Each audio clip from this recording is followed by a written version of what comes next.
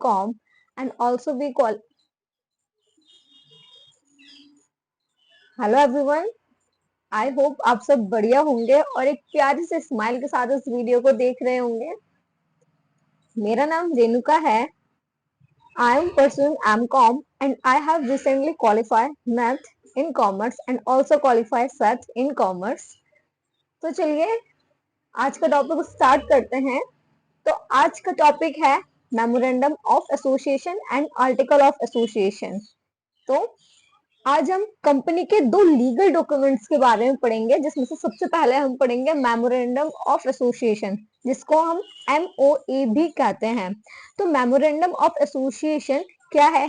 Company का एक legal document है जिसमें कंपनी के बारे में सारी इंफॉर्मेशन लिखी होती है कि कंपनी के क्या क्या गोल्स हैं, कंपनी के क्या क्या पावर्स हैं, क्या क्या लिमिटेशन है, सारा जितना भी हमारा कंपनी के बारे में इंफॉर्मेशन होती है वो सारी हमारे मेमोरेंडम ऑफ एसोसिएशन में क्या होती है, बताई जाती है।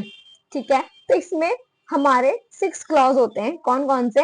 Name clause, situation clause, object clause, capital clause and association clause. तो चलिए आइए हम इन क्लॉजेस के बारे में डिस्कस करते हैं।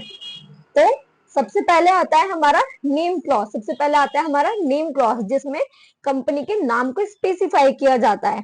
सेकंड आता है हमारा रजिस्टर्ड ऑफिस क्लॉज, जिसमें कंपनी का रजिस्टर्ड ऑफिस कहाँ होने वाला है, कंपनी उसके एड्रेस को हम कहाँ मेंशन करते हैं, रजिस्टर्ड ऑफिस क्लॉज में हम बताते हैं। फिर आता है हमारा ऑब्जेक्ट क्लॉज हमें ये बताता है कि कंपनी किस पर्पज से खोली गई है, कंपनी के क्या क्या ऑब्जेक्ट हैं। ठीक है, तो इसमें हमारे ऑब्जेक्ट यानी कि उद्देश्य बताए जाते हैं। फोर्थ आता है हमारा लाइबिलिटी क्लॉज। तो लाइबिलिटी क्लॉज में क्या क्या बताया जाता है कि जो कंपनी के अंदर मेंबर हैं उनकी क्या कैसी कैसी लाइबिलिटीज हैं, उनकी लाइबिलिटीज अनलिमिटेड है या लिमिटेड है, लिमिटेड बाय शेयर्स है या लिमिटेड बाय गारंटी है। तो इसमें कंपनीज के मेंबर्स की क्या बताई जाती है, लाइबिलिटीज बताई जाती है। फिफ्थ आता है हमारा कैपिटल क्लॉज में ये बताया जाता है कि कंपनी में हमने कितना कैपिटल लगाया है। ठीक है, उस बारे में हमें इस कैपिटल क्लॉज में बताया जाता है। ठीक, फिर आता है हमारा सब्सक्रिप्शन क्लॉज। ठीक है, ये क्या होता है, the member subscribe there signature in memorandum. ठीक है, कि मेंबर्स के उसमें क्या क्या है, सिग्नेचर वगैरह के इसमें इसके बारे में इसमें डिफाइन किया गया है। ठीक, अब पढ़ते हैं हम आर्टिकल ऑफ एसोसिएशन, जिसे AOA भी कहा जाता है। तो आर्टिकल ऑफ एसोसिएशन क्या है? सेकंड लीगल डॉक्यूमेंट है किसका? कंपनी का। ठीक है, ये मेमोरेंडम ऑफ एसोसिएशन के साथ ही क्या किया जाता है, अटैच किया जाता है।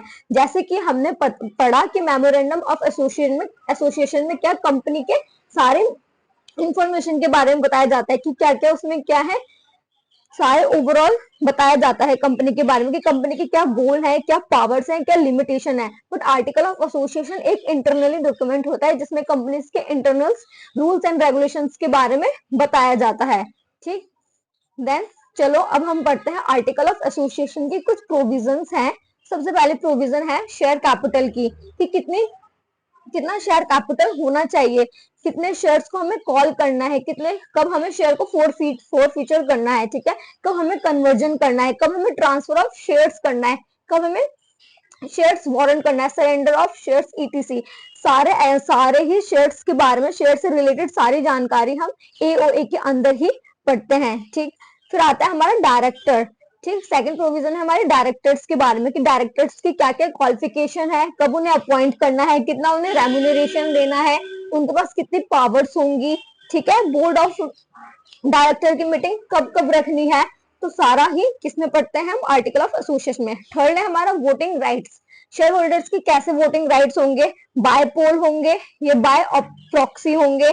ठीक, तो जनरल मीटिंग शेयर होल्डर्स की कब कब प्रोसीड की जाएगी, तो इन सब के बारे में इसमें बताया जाता है। फिर आता है हमारा डिविडेंड एंड रिजर्व।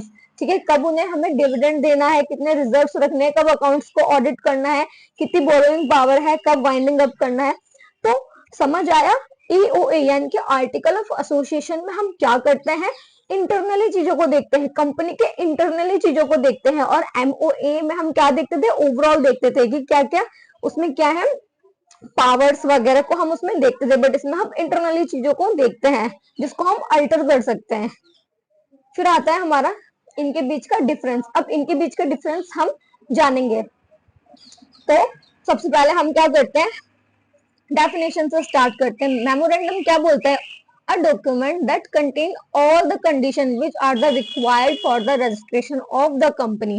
ठीक है, रजिस्ट्रेशन के टाइम पे या इनकॉर्पोरेट करते टाइम पे जो भी हमें डॉक्यूमेंट्स की रिक्वायरमेंट होती है वो हम एमओए में बताते हैं। ठीक, वैसे ही एओए क्या है, a document that contain the rules and regulation for the administration of the company। जितने भी कंपनी के इंटरनली चीज होती है जिनको हम अल्टर कर सकते हैं, रूल्स एंड रेगुलेशंस वगैरह या मेंबर्स के बारे में जितना भी होता है वो हम आर्टिकल ऑफ एसोसिएशन में पढ़ते हैं।